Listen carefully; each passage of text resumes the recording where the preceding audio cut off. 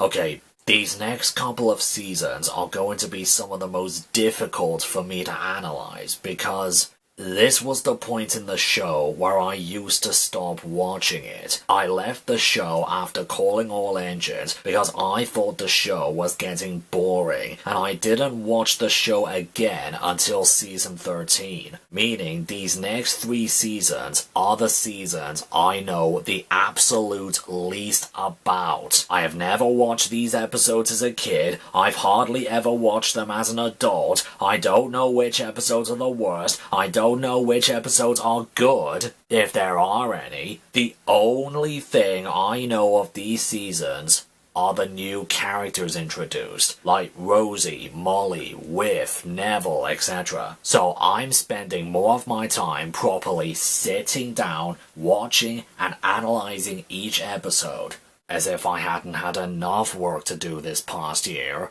So, after dealing through all of it now, let me tell you my thoughts on the first of these neglected seasons, Season 9. It was so fucking boring. I can't begin to tell you how bored I was rewatching all 26 episodes. I felt as if I couldn't make it through 5 of them. Wait. Did they really call Thomas's coal bunker a tender? But the reason they are so boring is because nearly all of them are exactly the same. The same structure, the same music, the same formula, the same lessons, the same everything. Well, there is at least one thing that makes it stand out against Season 8. It features the return of the narrow gauge engines from Season 7. I guess the reason why they weren't in the previous season was because this new production team wanted to start off small with the main characters before moving on to other characters. So you would think the inclusion of the Skarloey engines would salvage this season, right? Nope, not even they piqued my interest. Dare I say, I think the narrow gauge episodes are more boring to sit through than the Steam Team episodes. How is that even possible? I don't even know if I have a favourite episode this season. They all feel the same.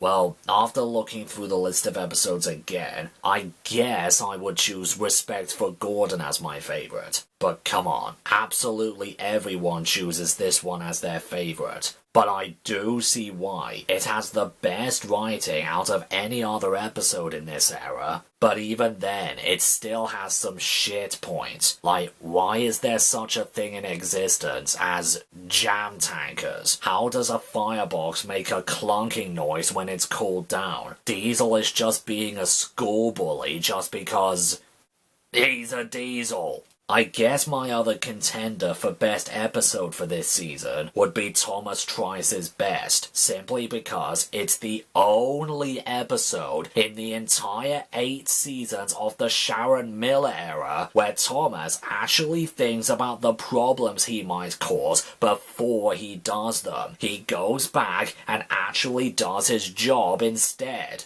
Please remember this, because this is literally the only time he does this. Every single other episode, he doesn't do this. Thomas's New Trucks, Thomas and the Rainbow, Thomas's Milkshake Model, Thomas and the Golden Eagle, and hundreds of others. But that's not the only problem that kills this season for me. Most of the characters were completely out of character, especially in the narrow gauge episodes. Thomas and the New Engine. I'd highly doubt that Edward would have believed what James told him about Neville. He would have been like, "No, James, I don't think anyone that new would have sided with those rude engines. Maybe Thomas heard Harry and Bert laughing at him because he was new." The magic lamp. I don't think Peter Sam should have been the lead character here. He is the one who doesn't believe Skarloey's story about Proteus's lamp, and he gets all grumpy about it. Earlier, we can see that Duncan was more interested about the lamp and wanted to know more. They should have just swapped the roles around. Duncan would have been more likely to rant about the story more than Peter Sam would. Toby feels left out. Toby wouldn't think he had been left out. In case you haven't noticed, he sleeps in a shed much further away from the others. The reason he didn't tell him was because he was in a different location, and Toby would have left for work before he could tell him. And he definitely wouldn't think the Fat Controller would just put him in the museum. As he himself said back in Horrid Laurie, I might look old, but I'm very useful. Skarloey the Brave. You are such a scaredy engine, laughed Skarloey. I'm not scared of anything. Dickhead! Such a dickish thing to say to his oldest and closest friend. Skarloey didn't even attempt to stop the trucks himself. He just ran away like they were a serial killer. He wouldn't have whined to himself wanting to be the bravest. He would have been thankful and relieved Rusty managed to stop the trucks. And do I need to say anything about this gem of a scene? Whee! Puffed Skarloey as he raced down the hill. Skarloey raced all the way to the transfer yards. He raced past a very surprised Thomas and straight into the snowbank.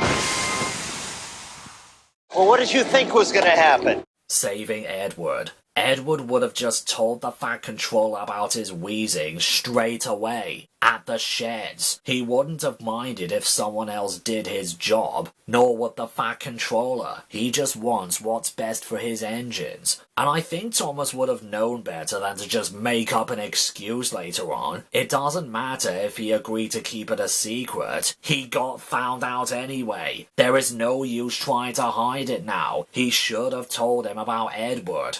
Rheneas and the Dinosaur. Firstly, Skarloey knows how to shunt trucks carefully. Second, the Thing Controller wouldn't have allowed Rheneas to take the skeleton on his own. He should have said, "No, Rheneas, the dinosaur is too heavy. Skarloey will go with you regardless." And thirdly, Skarloey and Rheneas are dangerously close friends. They are practically brothers and respect each other no matter what. So to see Rheneas stubbornly and selfishly yell at Skarloey that he will pull it solo, it just murdered Rheneas right here. No sympathy whatsoever. Or for Skarloey. Or any of the others. Also, side note, why did they assemble the dinosaur skeleton when it wasn't even at the museum? They'd still need to take it all apart and reassemble it inside the building. Shouldn't Rheneas' load be a couple of trucks containing the bones?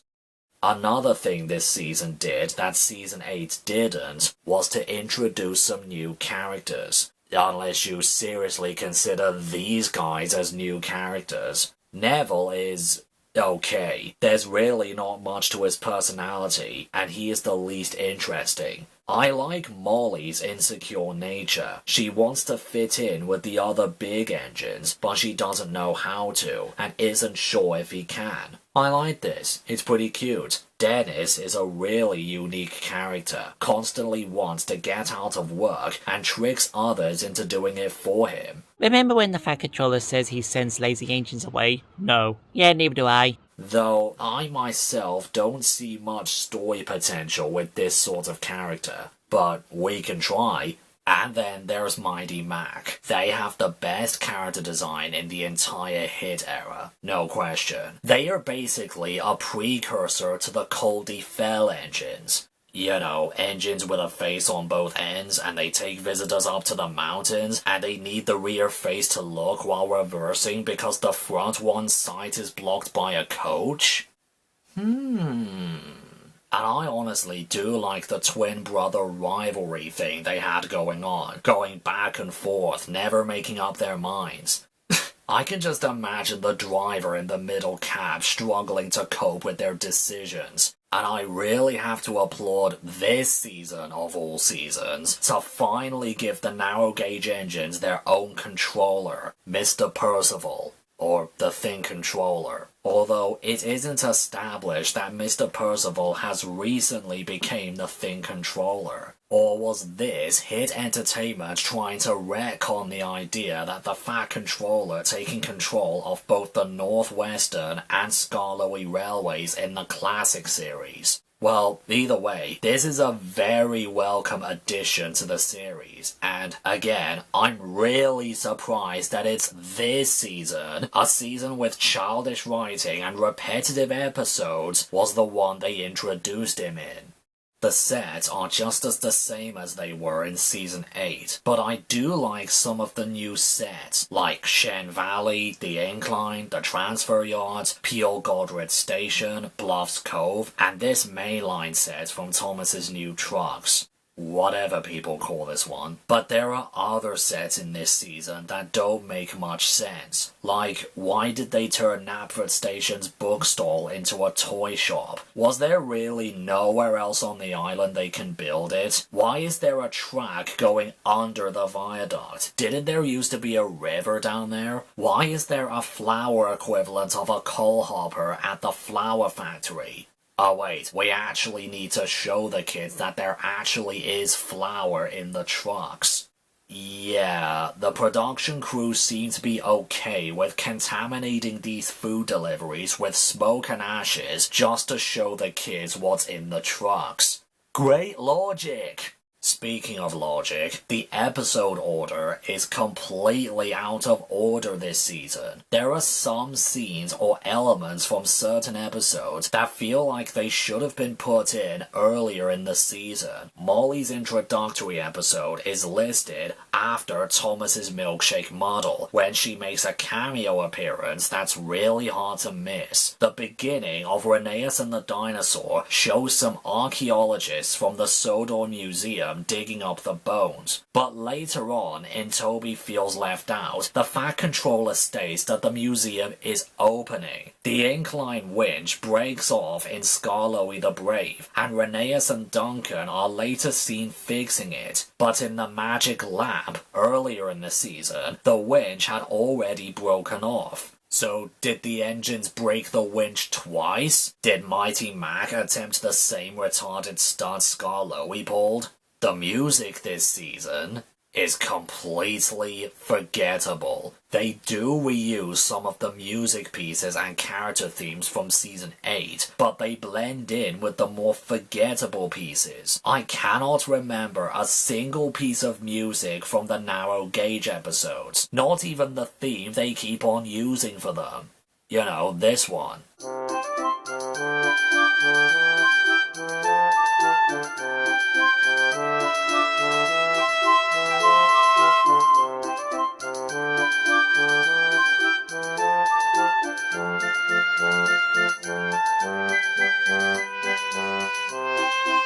And don't even get me started on the vocal songs. Nearly all of them are so bland. It doesn't help that they all have 20 to 30 seconds of instrumental nothingness in either the beginning, the end, or usually in the middle. The only song that I kinda like is Day and Night. As the day dawns fine and the sunbeams shine, it's the start of another day.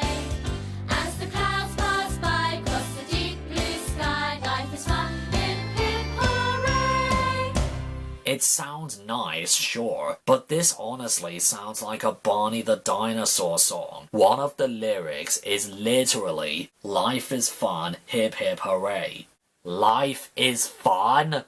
One of the biggest lies in history, especially given my current position. Not even Michael Angelis' narration can salvage this season. It's fine for the most part, but for like 33% of my time watching these episodes, I had to deal with Angelis yelling all of James and Percy's dialogue at the top of his voice. And not an enjoyable kind of yelling either. He usually went from a really soft whispering voice for Thomas. Look at where you want to go, then follow the track that will take you there. To shouting at the top of his voice as Percy and James. Everywhere on Sodor is special. Have you seen the new engine yet? The diesels have told them to biff into steamies. An old blue slow coach like you is sure to slow me down. What else can I say? Season 9 is boring, full stop. Even with the narrow gauge engines, there's still no reason to watch any of these episodes. Hell, Calling All Engines takes place before Season 9. That special introduced the Sodor Airport, and yet there isn't a single scene set at the airport. Not one.